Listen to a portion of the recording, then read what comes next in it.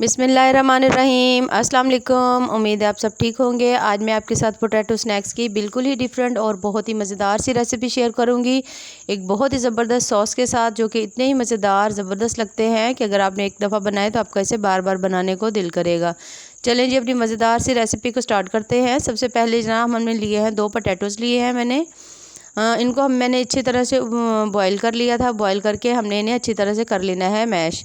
ये देखिए, इस तरह से जब तमाम हमारे जो आलू है मैश हो जाएं, अच्छी तरह से हम मैश करेंगे कि इसके अंदर गुठलियाँ वगैरह ना हो, जिस तरह वो थोड़े से छोटे या बड़े साइज़ में रह जाते हैं।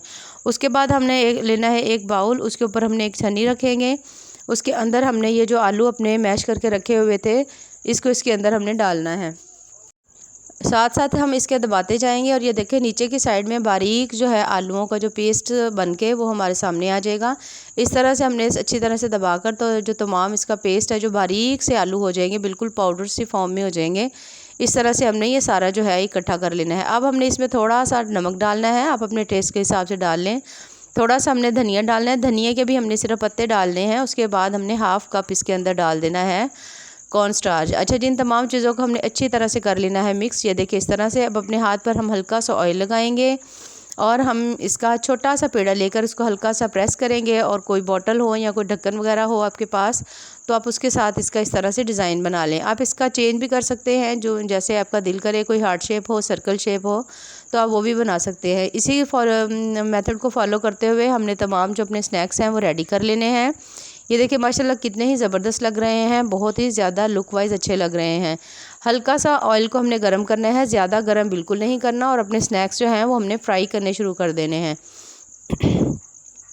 ये देखिए इस तरह से हमने फ्राई करने हैं। अपनी आंच जो है बिल्कुल आपने लो रखनी है, ज़्यादा यानी कि लो मीडियम हो, ज़्यादा आपकी हाई ना हो। इसी तरह से हमने तमाम हमने जो पोटैटो स्नैक्स हैं हमने इसमें डालते जाने हैं, इनको फ्राई करते जाना है। साइड्स टर्न करने की ज़रूरत नहीं है, बस आप उसके ऊपर हल्का हल्का सा ऑयल इस तरह से ऊपर करते रहें, तो ऊपर नीचे से वो दोनों तरह से फ्राई हो जाएंगे। इसी तरह तमाम जो हमारे पोटैटोज़ हैं हमने उनको फ्राई कर लेना है बहुत अच्छी तरह से।